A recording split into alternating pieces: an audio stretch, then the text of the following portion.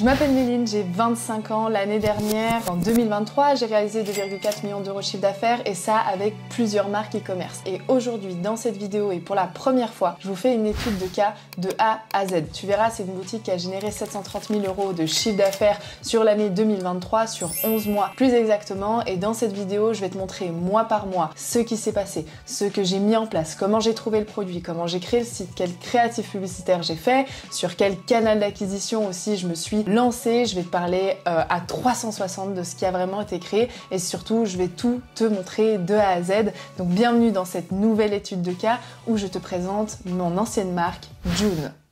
730 000 euros de chiffre d'affaires en 12 mois sur une marque e-commerce, comment ça se passe? Et on se retrouve directement là-haut en janvier 2023. En janvier 2023, la première chose qui se passe, c'est que je découvre le produit. En effet, je recherchais déjà des idées de produits. Donc j'étais déjà dans l'intention de lancer une nouvelle marque e-commerce parce que en effet, June, que je vous montre ici, ce n'est pas du coup le premier site que j'avais. Je sais, t'as très envie de voir le site, je vais te le montrer, mais suis la vidéo dans l'ordre, comme ça tu vas comprendre. Je scrollais sur Facebook avec un VPN en Australie pour trouver des nouvelles idées. Là, à ce moment, je tombe sur un produit qui est intéressant, donc je me mets à auditer, donc à faire une étude de marché sur le produit, sur le client idéal, sur l'angle marketing, les créatifs, publicitaires pour Facebook, les contenus sur TikTok, les concurrents, etc. On en discute avec Nathan, qui est mon associé, on brainstorm ensemble et on se met d'accord sur le lancement de ce produit. En deuxième étape,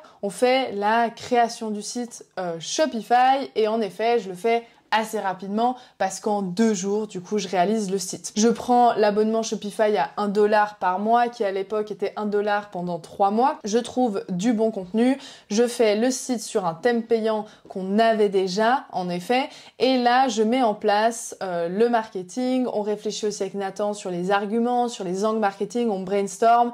On met aussi ensemble en place une offre marketing qui est alléchante sous un format de bundle. Et du coup, on est un peu prêt sur le site en 2 jours. On est assez rapide et bien évidemment, c'était pas nos premiers sites. On travaille ensuite sur les créatifs publicitaires. En 24 heures, en réalité, en une journée, je réalise toutes les créatifs publicitaires. Je trouve du contenu sur le marché australien pour commencer un tout petit testing sur le marché suisse. Pour le testing en créatif, je commence toujours par 2 vidéos, 2 carousels, 2 statiques. C'est vraiment le minimum pour tester. Donc je vais directement vous montrer le site de June, qui est la marque qu'on a créée. Ici, vous voyez donc le site de June qui a été créé au tout début. C'est bien sûr pas la première version parce que le site, on l'a amélioré, on l'a optimisé, on a fait nos photoshootings, on a ajouté aussi d'autres produits. En effet, au début, on n'avait pas autant de produits. On avait commencé avec le body gainant, puis on a mis la culotte, le shorty et j'en passe. On a vraiment travaillé sur ce site pendant longtemps, donc ça c'est la version finale d'aujourd'hui. C'est un site aujourd'hui qui est fermé, je vous expliquerai pourquoi on a décidé de pas continuer sur ce site. Donc voilà, june.eu. En janvier 2023, on trouve le produit, on fait la création du site très rapidement, les créatifs publicitaires aussi très rapidement, donc en l'espace d'une semaine, on a trouvé le produit, on a fait le site, on a fait les créatifs publicitaires et là, on lance le testing le 16 janvier 2023 et on se retrouve directement là. On lance les publicités sur Meta uniquement et on fait déjà 600 francs de chiffre d'affaires en 9 jours. Je vais vous montrer le Shopify, vous inquiétez pas. On passe sur des comptes avec une agence au début parce que les marques qu'on avait en amont, on a été passé sur des comptes d'agence pour rapidement dépenser un peu plus. Donc les résultats sur ce qu'on en tire de ce lancement publicitaire. On sait que les créatives, elles fonctionnent bien. Le site, sur le panier moyen, c'est pas mal. Le taux d'ajout au panier, par contre, il est faible et là, on doit optimiser et le taux de conversion aussi, il est assez faible et on doit l'optimiser. Donc là, on est sur June au mois de janvier, donc du 1er au 31, c'est june.ch, c'est la première version du site, du coup c'était un .ch qu'on a lancé, et après on a fait june.eu qui est consacré au marché européen, dont je vous parlerai un petit peu plus tard, c'était une technique de scaling. Donc là, on voit du 1er janvier au 31, on fait 600 € de chiffre d'affaires. Vous voyez, premier jour de lancement, on fait 80, jour d'après, on fait rien. Ensuite, on fait 29 €. €, donc une commande, ensuite rien, et là boum, on fait 170 €. Et là vous verrez, je vais vous expliquer ce qui s'est passé chez Facebook. Donc là on voit taux d'ajout au panier, il est à 2,68, c'est très faible, en général on tourne plutôt autour de 10. Ensuite 1,15 c'est très faible et 0,64 c'est encore plus faible. Là panier moyen c'est pas trop mal, on est autour des 60 francs, à savoir qu'à ce moment le body on le vendait pas à 34, on le vendait je crois à 24,90, on a décidé d'augmenter les prix. Donc ça voulait dire que notre bundle il fonctionnait bien. Je vais vous montrer le bundle, ce que c'est-à-dire qu'on fait une offre groupée. Là vous voyez vous avez un body pour 34 € et là on avait fait l'offre 2 achetés, 1 offert, plus une pochette en cadeau. Donc on a créé une petite pochette June comme ça, une pochette noire avec le logo June dessus que je vais pouvoir vous montrer parce que bien évidemment j'ai les produits ici, j'ai le packaging, j'ai absolument tout. On avait décidé de faire ça pour augmenter le panier moyen, donc on avait parfois des gens qui prenaient un body, parfois des gens qui prenaient l'offre, ce qui faisait qu'on avait un panier moyen qui était autour des 60 francs, ce qui était assez cohérent. Par contre là en termes de chiffre d'affaires c'était bien, mais là on voyait que c'était pas du tout assez. J'ai aussi préparé le tableau financier, je vais vous montrer aussi le bénéfice qu'il y avait derrière. Et du coup là vous voyez bien, il y a plus de chiffre d'affaires qui est rentré au mois de janvier parce qu'on se fait bloquer sur Facebook pour une vérification d'identité, ce qui est absolument normal. Facebook il veut toujours être sûr que ce soit bien vous qui fassiez de la pub, ils ont peur des arnaques. Donc là ça fait chier parce que ça prend plus de temps que prévu, mais on lâche rien et on profite surtout de ce temps-là pour optimiser notre site à 100%, parce qu'on a vu qu'il y avait des choses qui étaient bien, mais on pouvait clairement faire mieux. Déjà quand il y a des ventes, c'est bon signe, c'est-à-dire que le produit se vend. Maintenant ce qu'il faut faire c'est trouver la meilleure manière de le vendre. Donc ici qu'est-ce qu'on fait?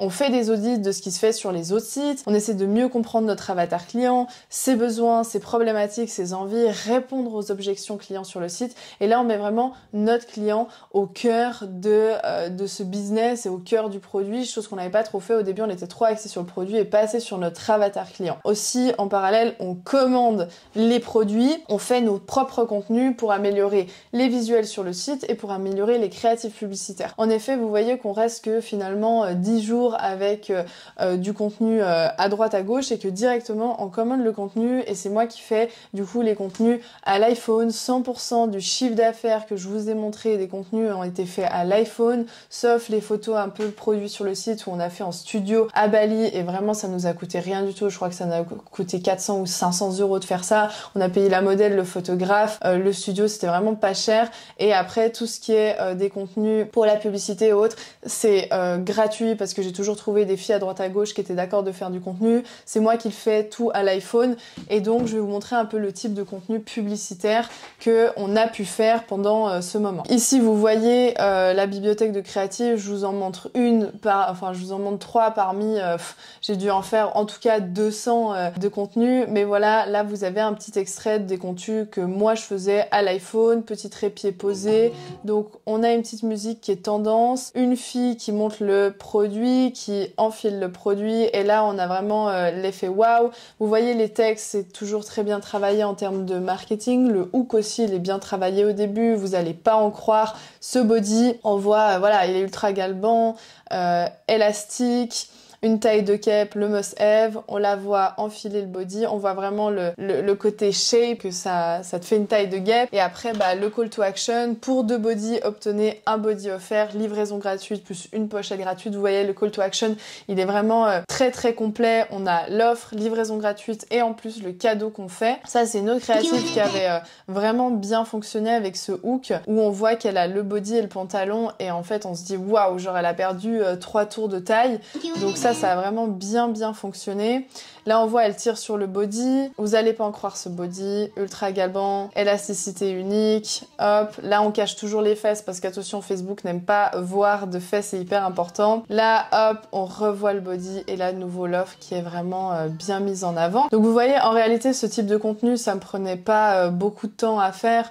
En l'espace de 2-3 heures, j'avais réussi à faire des vidéos pour en tout cas 3 mois de publicité. Je fais vraiment beaucoup, je rush. J'ai fait ça pour tous les produits avec plusieurs modèles différents, des filles typées européennes, des filles typées afro, des filles typées latinas, de toutes les tailles différentes, avec tous les produits différents. Donc voilà, ça a commencé au début par le body que je vous ai montré, le body simple, et après petit à petit je vais vous expliquer ce qui s'est passé. Donc là aussi en termes de finances sur le mois de janvier, donc vous verrez à terme les tableaux même financiers ont été voués à évoluer parce que nous aussi on a évolué en même temps que nos marques. Vous voyez, on avait fait 600 de chiffre d'affaires à ce moment-là. On a ici le nombre de commandes, le panier moyen, on a les coûts produits, le bénéfice brut, les frais Stripe, donc de processeur de paiement. On a Google Ads qu'on faisait pas, Facebook, les dépenses publicitaires, on avait commencé un petit peu de TikTok et le total en publicité, on avait dépensé plus que ce qu'on avait gagné. On était à moins 289. Et là, qu'est-ce qui s'est passé? On pourrait se dire, ok, on a testé 2 semaines, ça fonctionne pas, le produit ne fonctionne pas, on change de produit et d'ailleurs, la plupart des personnes pensent ça, c'est qu'ils pensent que le produit, c'est ce qui fait que tu vends. En réalité, je vous le dirai jamais assez, on tombe amoureux de son client, pas de son produit. Et nous, pendant ce moment de blocage, comme je vous ai montré ici, à partir du 26 janvier, on a le temps de se dire, ok, qu'est-ce qu'on fait pour optimiser notre site? On est trop axé sur le produit, on n'est pas axé sur notre avatar client, on doit apprendre à connaître plus notre avatar client. Donc on se dit on va optimiser, on va persévérer parce que il y a des ventes. C'est-à-dire que quand il y a des ventes, il y a un intérêt. Par contre, dans notre tunnel de vente, on voyait que les créatives étaient bien, qu'on avait des bons CTR, donc c'était super intéressant. Donc il y avait une grosse interaction sur les publicités, mais par contre quand les gens arrivaient sur le site, ils ajoutaient pas au panier. Donc on savait qu'à ce moment, il y avait un souci sur l'ajout au panier, c'est-à-dire dans notre tunnel de vente, en haut les gens, ça fonctionnait, ils rentraient, et quand ils arrivaient sur le site, boum, qu'est-ce qui se passait? Les gens n'ajoutaient pas au panier. Donc on améliore les visuels, on continue à optimiser et là, les amis, on se retrouve au mois de février. En février, qu'est-ce qui se passe? La première chose, c'est qu'on se fait débloquer, même pas. Facebook fait la vérification d'identité, ce qui a pris méga beaucoup de temps, donc on a dû les relancer. Souvent, c'est des robots et puis après, c'est des humains. Donc, on relance le testing le 19 février. Ici, le 19. On lance nos publicités avec les optimisations qu'on avait pu faire sur notre site. On ne touche jamais les publicités pendant les 3-4 premiers jours pour laisser le budget se dépenser et avoir suffisamment de data à analyser. On doit laisser Facebook et le pixel trouver aussi les acheteurs potentiels et Facebook vraiment il a toujours besoin de minimum 3 jours, donc quand on lance les pubs pendant 3 jours on touche rien, on regarde même pas parce que la data n'est pas très significative, il faut laisser le temps à Facebook de se stabiliser. Et là les amis, un truc de ouf, premier jour, 19 février, on fait 167 de chiffre d'affaires. Deuxième jour, on fait 179. Et le jour 3, on fait 1000 euros de chiffre d'affaires. Je vais vous montrer le Shopify. Et du coup, là, sur les 3 jours de testing, on fait 1442 euros de chiffre d'affaires. Ajout au panier, on monte à 9,13. Taux de conversion augmenté, panier moyen un peu baissé, mais c'est pas grave parce qu'on a vraiment réussi à optimiser cet ajout au panier et c'est réellement ce qu'on avait besoin. Je vais vous montrer le Shopify. Ici, on se retrouve du coup en février 2023. Et là, vous voyez, en janvier, on fait 167, comme je vous disais, 179, et là, 1000 euros de chiffre d'affaires, et c'est vraiment très très bien. Et vous voyez qu'on va taper un record à 1700 euros de chiffre d'affaires sur le mois de février, avec un total de chiffre d'affaires à presque 8000 francs suisses. Je vais vous remontrer du coup le mind map. Donc à ce moment, on scale un petit peu sur la campagne, ok? Donc on a une campagne qui fonctionne bien, qui est bien rentable. Et donc on lance en France le 27 février parce qu'on voit qu'en Suisse c'est très bien.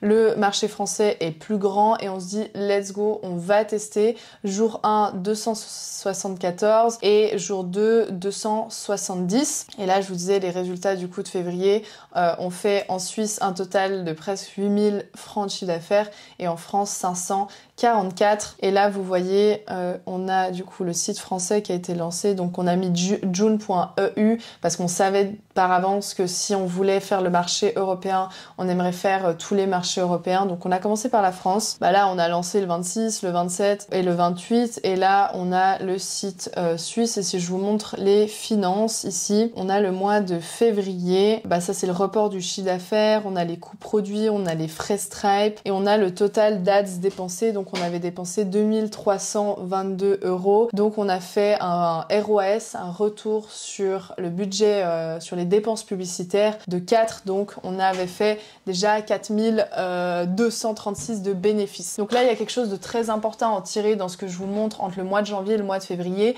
c'est que le mois de janvier, on était en perte. On aurait pu se dire ça fonctionne pas parce que le produit ne fonctionne pas, et d'ailleurs c'est ce que les gens ils vous disent de manière générale, mais pas du tout. Faut pas avoir ce raisonnement. Si ça se vend, c'est qu'il y a quelque chose de bien à faire. Il faut se poser les bonnes questions dans le tunnel de vente. Où est-ce qu'on perd des acheteurs? Est-ce qu'on répond vraiment bien à notre avatar client? Est-ce qu'on n'est pas trop axé sur notre produit?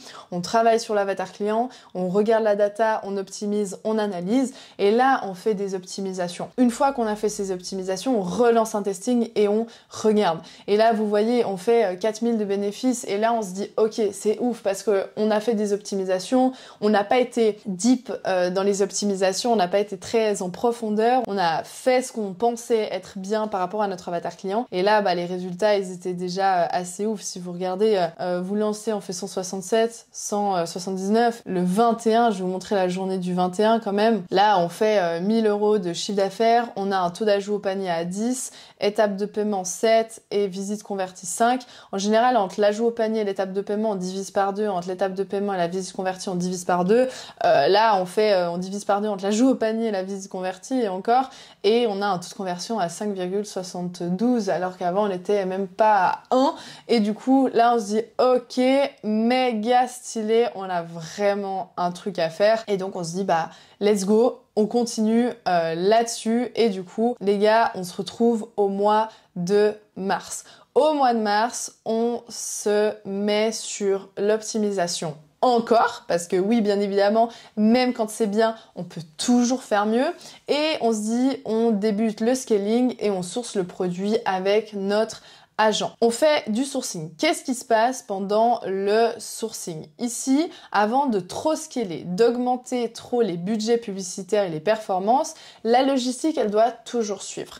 Donc on demande à notre agent de nous trouver la meilleure usine dans les produits gainants, on négocie les prix, on commande du stock, on fait notre packaging, on fait un flyer de remerciement, c'est-à-dire dans chaque commande, on fait un petit remerciement en disant voilà, merci pour votre commande, etc. pour vraiment augmenter l'expérience client qui est très importante pour avoir des bons avis sur le produit. On fait un flyer, on le met du coup dans chaque commande. On doit avoir des clients satisfaits pour que ça dure sur le long terme. Et là, le testing, il est validé. Il faut que l'expérience aussi, elle soit au top du top si on veut vraiment avoir une vision long terme. C'est vraiment très très important. Ensuite, le scaling, on augmente aussi petit à petit les budgets publicitaires en parallèle du développement produit. L'optimisation, on continue à améliorer le site selon les objectifs des clients. On fait des études de marché sur les créatifs publicitaires. Je produis en moyenne 4 à 5 créatifs publicitaires à lancer par semaine pour un testing, et pour trouver surtout le meilleur angle marketing, le meilleur hook,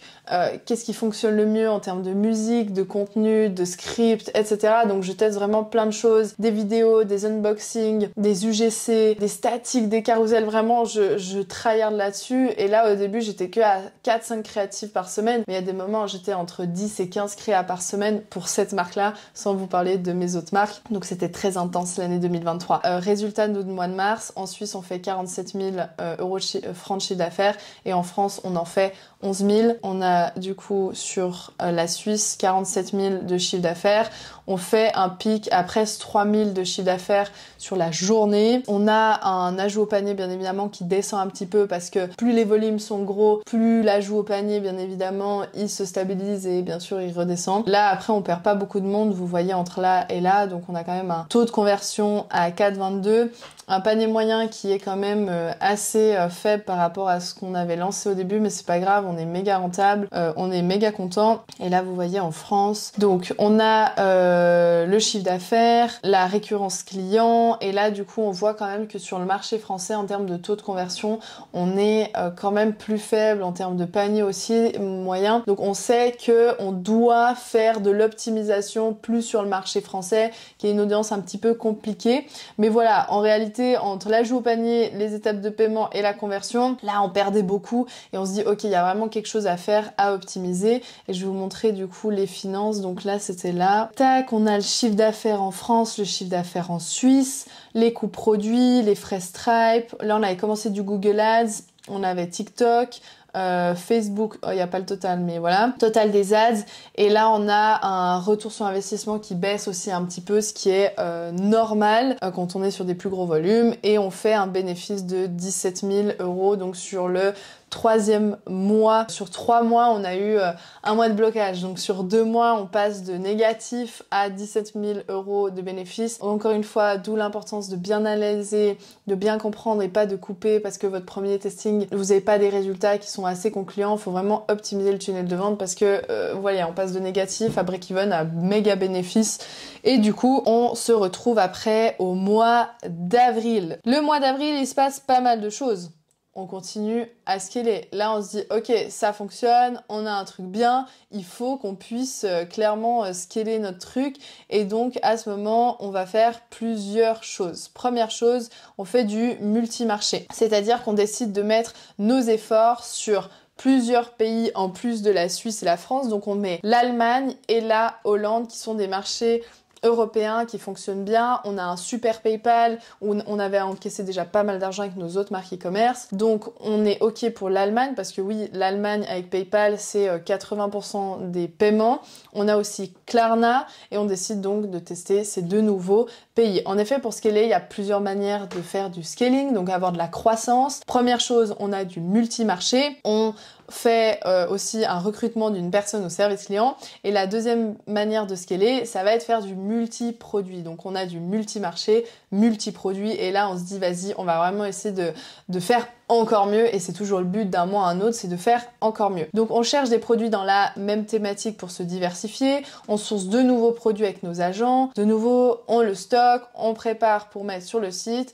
Et on commande et je fais des créatives. Ici, donc pour le produit, on avait 3 types de body. On avait un body culotte gainant. On s'est rendu compte que les filles, elles voulaient aussi du string. Donc on a trouvé un body en string et on a trouvé un body en mode col haut, comme j'ai pu vous montrer dans les créatives. Et on a fait aussi la culotte string, on va dire, comme ça. Ça, c'est des contenus, bien sûr, qu'on a fait nous à Bali. C'est vraiment ce côté culotte où ça rentre le ventre, ça gaine le ventre.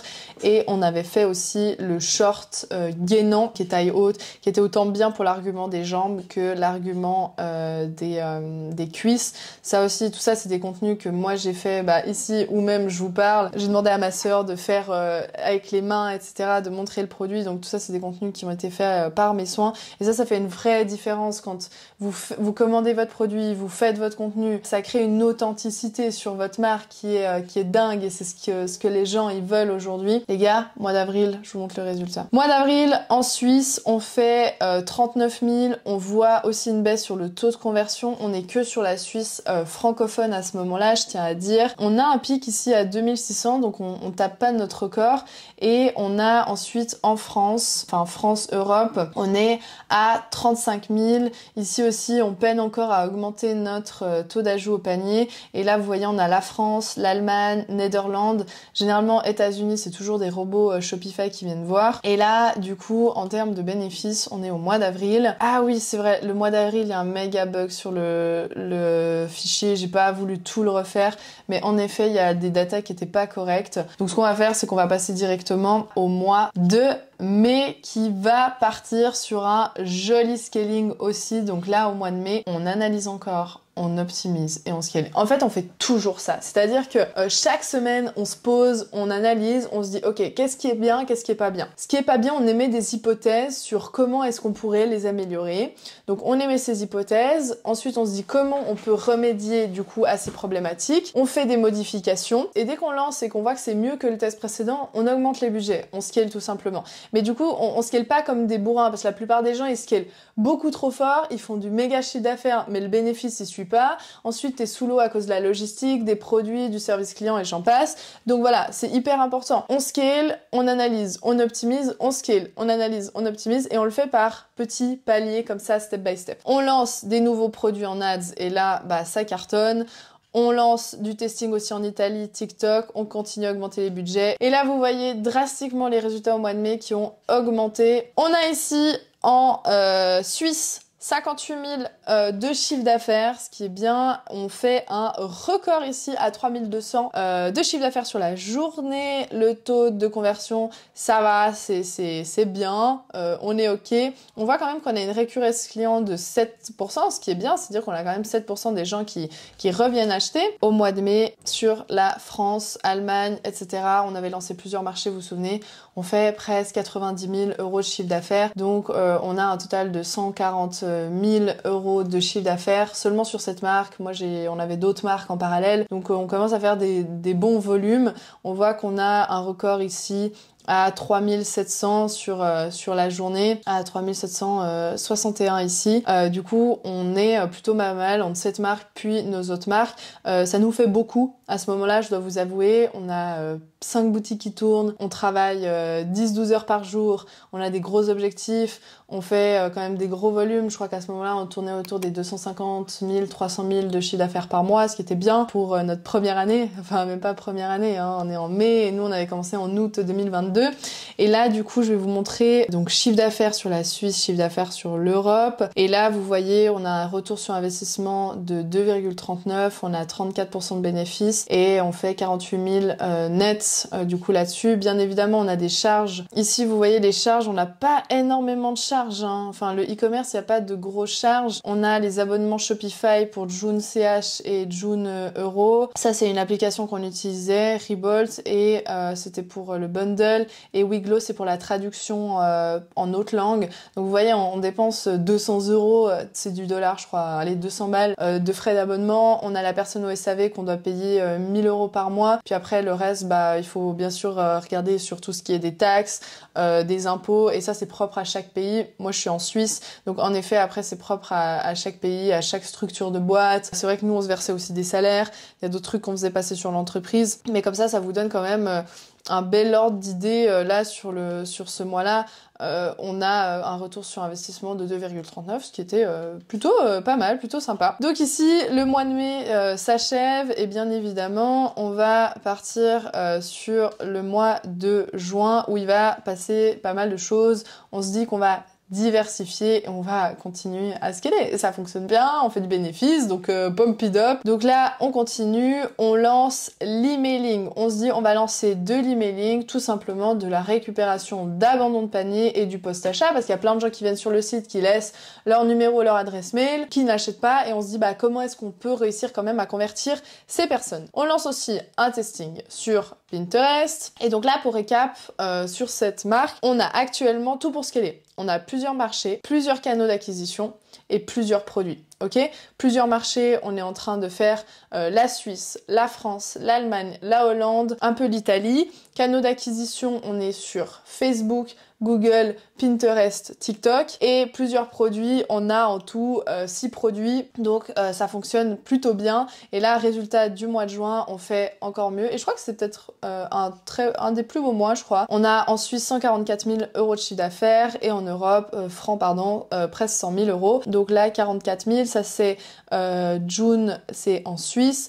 Et on a un record, on n'a pas pété le record était mieux sur le mois d'avant, mais on fait quand même 2250 ici. Le taux de conversion, il reste très bien hein, sur des volumes comme ça. En Europe, ici, on est à presque 100 000 et on fait un pic à 5 000 de chiffre d'affaires. Donc c'était plutôt pas mal, taux de conversion pas mal, ça bouge pas trop. Récurrence client, ça allait. Là, vous verrez, après, on met du coup l'emailing en place qui va faire que on va avoir quand même une belle évolution. Je vais vous faire comme ça. En termes de récurrence client, c'est assez important d'avoir une bonne récurrence client parce que des gens qui viennent racheter, c'est des gens qui sont satisfaits, c'est une bonne nouvelle, c'est-à-dire qu'on peut leur revendre des produits. Et donc là, on est en mois de juin sur June, 44 000, presque 100 000 ici. Dépenses publicitaires, vous voyez, on dépense quand même 67 000 quand je vous dis... Non mais même moi, ça me fait bizarre de me dire on a dépensé 67 000 euros en pub. On est vraiment des malades. Genre vraiment, et ça c'est qu'une boutique. Je vous dis, à un moment on dépensait genre 150 000, toutes boutiques confondues je crois. 167 000, on fait moins de bénéfices. Vous voyez, on fait plus de chiffre d'affaires, on fait moins de bénéfices parce que on a trop vite scalé, parce qu'on était là en mode pump it up, multicanal et j'en passe. Et finalement, je pense qu'on aurait dû plus optimiser avant de scaler autant parce que on aurait pu faire clairement mieux. Mais voilà, c'est pas grave, on apprenait de nos erreurs. C'était une phase aussi d'apprentissage pour nous, hein, où on scalait nos boutiques. C'était nos premières marques à nous. Même si moi j'avais travaillé sur d'autres sociétés où j'avais fait des scalings de plusieurs boîtes différentes. C'était un nouvel apprentissage. Il fallait gérer la logistique, le scaling, l'équipe aussi, etc.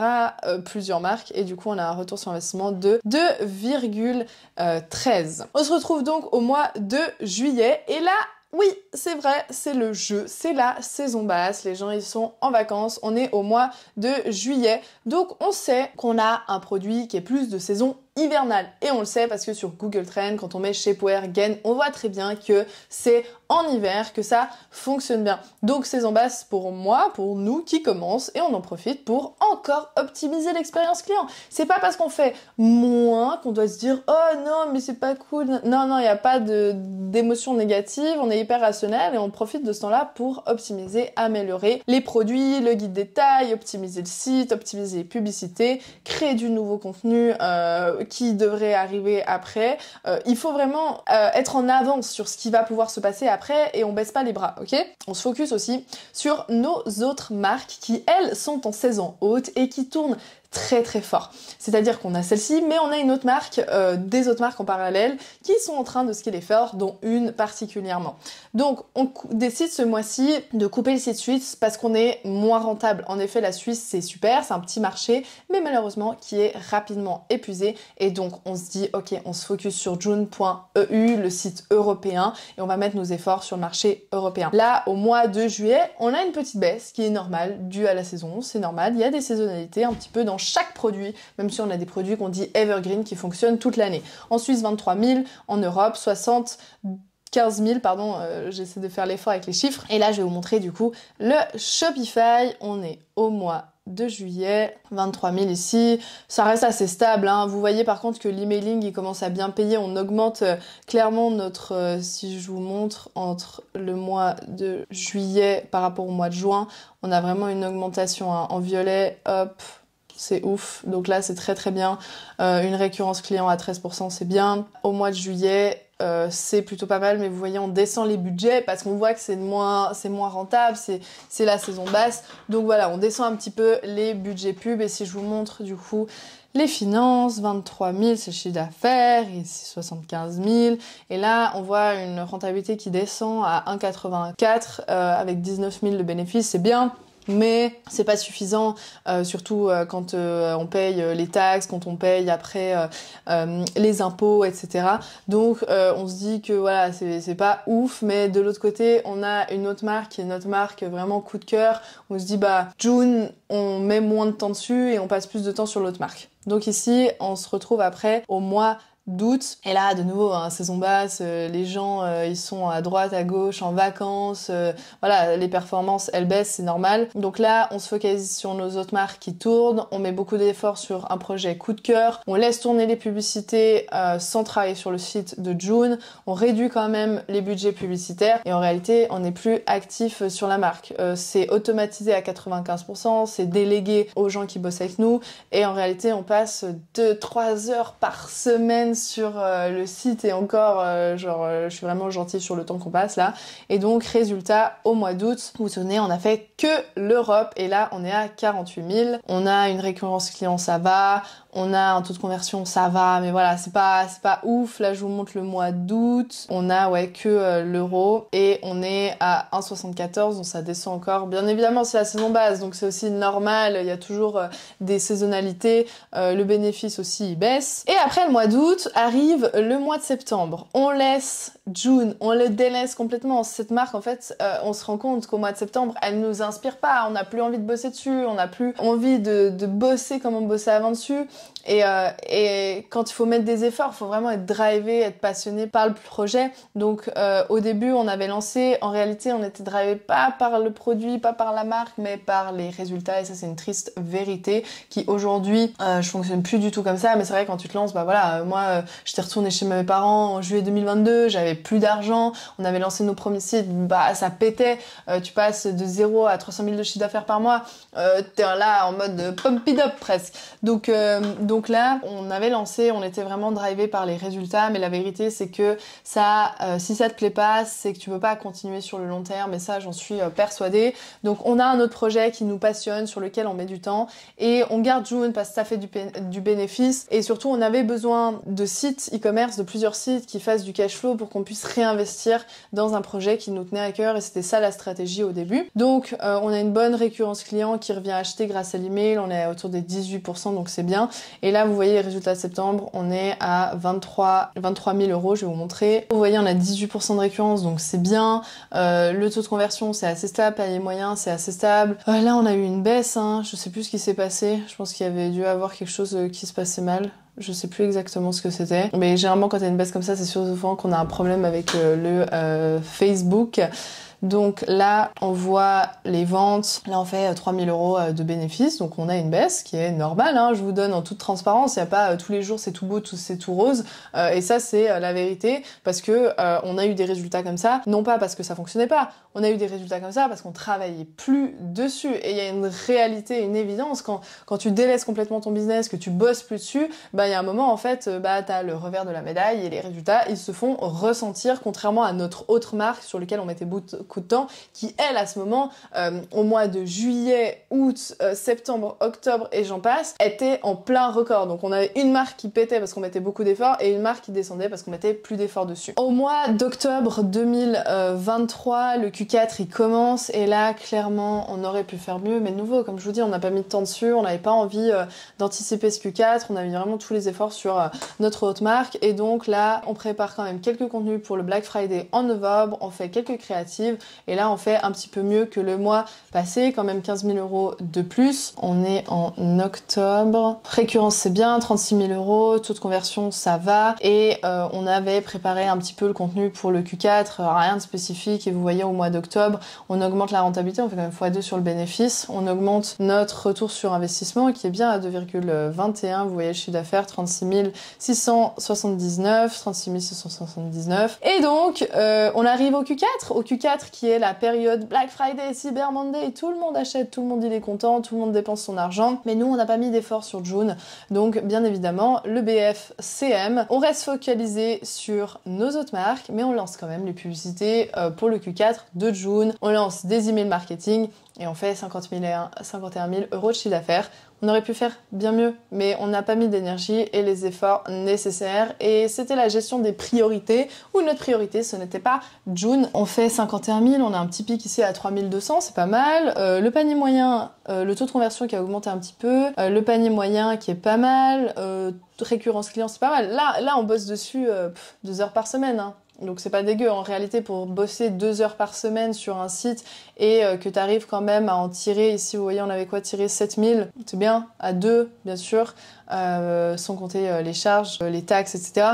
Donc voilà, on arrive à se tirer un petit peu de sous avec ça, on le délaisse, on s'en occupe pas, on s'en fiche un petit peu, mais voilà, ça tourne, ça tourne. On a ici au mois de décembre qui va être le dernier mois de 2024, Noël, et là à Noël, on sait qu'on veut plus continuer, donc on laisse tourner, on change les banners un peu sur le site pour Noël, et surtout on planifie les objectifs pour 2024 et nos priorités, et en décembre on fait 32 000 sur le chiffre de chiffre d'affaires sur ce site. Ici j'aimerais bien revenir à cette partie qui est importante. Chaque année, en fin d'année, début d'année, on se prend 3 jours off, on va s'isoler dans un endroit. Là je me souviens très bien, on était à Malte, on s'est isolé à Malte, et on s'est dit voilà, quels sont les objectifs maintenant pour l'année 2024, qu'est-ce qu'on va faire. Oh pardon, on n'était pas du tout à Malte, on était aux Philippines, c'est l'année d'avant où on était à Malte. Et là on s'est dit bah voilà, quelles sont les priorités, qu'est-ce qu'on veut faire, quels sont, voilà, c'est quoi l'objectif de 2024, il faut que ça ait du sens, on peut pas juste faire pour faire ou perdre du temps. On décide d'arrêter June. On se dit ok, on a un projet coup de cœur, l'objectif c'est de réinvestir dedans, on veut améliorer les produits, on veut vraiment faire un truc de ouf dessus, on veut réinvestir là-dedans, on ne veut plus aujourd'hui faire June. Donc je vais vous montrer en 2024 parce qu'on a laissé tourner June et là je vais quand même vous montrer en décembre ce qui s'est passé. Donc on a le 1er décembre au 31, 32 000. Taux de conversion qui a augmenté parce que bien sûr c'est Noël, les gens ils ont plus envie d'acheter aussi. Et là on peut voir 32 000, vous voyez on fait 4 000 donc le bénéfice il est non plus pas très ouf, on fait quand même pas mal de jours en négatif. Ce qui est assez normal au mois de décembre parce que les gens ils préparent les cadeaux, ils sont stressés, ils sont à droite à gauche etc. Mais quand ils achètent toujours plus on va dire. On décide de se dire bah June c'est terminé à ce moment-là, on met nos efforts ailleurs et là on arrive de janvier à juillet 2024 au moment où je vous tourne cette étude de cas et cette vidéo. Donc là, on laisse le bateau à l'eau. On se dit bon ok, ça nous prend pas de temps, ça permet de payer les équipes, on n'a pas envie de dire aux équipes que on les paye plus et que c'est terminé ou qu'on les transfère sur notre autre marque. Donc on touche jamais rien au site. On passe 1 heure par mois et encore moi je pense que là ça va faire 4 mois que j'ai pas touché au site, que j'ai pas touché au créatif, genre rien du tout. Nathan il gère juste, il regarde juste les budgets qui tournent mais en réalité ça tourne à faible budget, c'est constant, c'est rentable constant, on n'a rien à faire là-dessus. Et là on décide de couper et se focus sur un autre projet qui nous passionne parce que même si ça tourne, t'as quand même un site qui est ouvert, t'as quand même des charges, ça te demande du temps en termes de comptabilité, au comptable ça demande du temps, après à la fiduciaire sur les déclarations des taxes, des impôts, donc ça nécessite quand même du temps. Pour ce que ça fait comme résultat, on se dit ouais bah non, genre on veut plus avoir ça dans notre esprit, on veut vraiment focaliser tous nos efforts, notre esprit sur ce nouveau gros projet dans lequel on a vraiment envie d'investir du temps et de l'argent et donc on coupe fin juillet, fin mi-juillet plus exactement. Et donc là résultat en 2024 je vais vous montrer. Donc on fait janvier 18 000, février 11 000, mars 10 000, avril voilà, mai, juin, juillet, là de toute façon c'était la saison basse qui commençait, récurrence client qui était restée assez stable, taux de conversion assez stable, donc c'était pas trop mal. Donc maintenant si on regarde sur l'année dernière, on a fait 500 000 ici de chiffre d'affaires avec un mois record au mois de juin. Le site suite, on a fait 220 000 ici sur un court laps de temps aussi. On avait un bon taux de conversion, une bonne récurrence, donc c'était pas mal. Le site était bien, on a beaucoup travaillé dessus, on a mis beaucoup de budget, on a optimisé beaucoup de choses, donc très intéressant. Les créatives aussi très intéressant. Je vais vous montrer les produits. Pour le packaging, j'ai retrouvé que notre premier packaging qui était un packaging qui était très simple, c'était une pochette comme ça où on disait Hi beautiful, thank you for you pour votre support, on l'a mis en anglais comme ça convenait à tous les pays, avec un petit scrap comme ça. On avait la taille ici, on a mis les étiquettes aussi sur le produit et ça c'était les petites pochettes.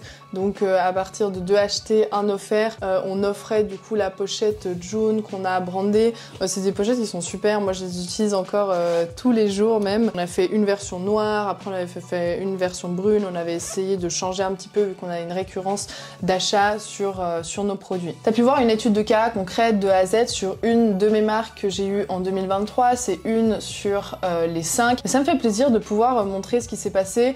Aujourd'hui je vous le montre parce que June, je ne vais plus travailler dessus, c'est une marque qui est terminée pour moi, qui a fait un bon volume, 730 000 de chiffre d'affaires sur l'année 2023, qui a fait des beaux bénéfices, qui a eu un très beau parcours et c'est hyper intéressant je pense de pouvoir regarder de A à Z ce qui s'est passé. Aujourd'hui je continue à faire du e-commerce, c'est ma passion, je crée des marques et j'adore ça et en parallèle j'ai créé la Business Woman Academy où j'aide des femmes à créer des marques e-commerce si elles veulent en vivre, si elles veulent créer un univers autour de quoi elles aspirent. Donc tu as une masterclass qui est 100% gratuite juste en bas et bien évidemment tu peux réserver un appel, donc à la fin de la vidéo tu pourras réserver un appel qui est 100% gratuit aussi pour parler stratégie sur ce que toi tu cherches à faire, tes objectifs et pouvoir à ton tour créer une marque e-commerce comme moi j'ai pu le faire sur mes marques e-commerce. J'espère que cette étude de cas t'a plu. Si t'en veux d'autres, n'hésite pas, si t'as des questions tu peux me les noter dans les commentaires. Tu peux t'abonner aussi à la chaîne YouTube, je suis disponible sur Instagram ou mon Telegram qui est 100% gratuit.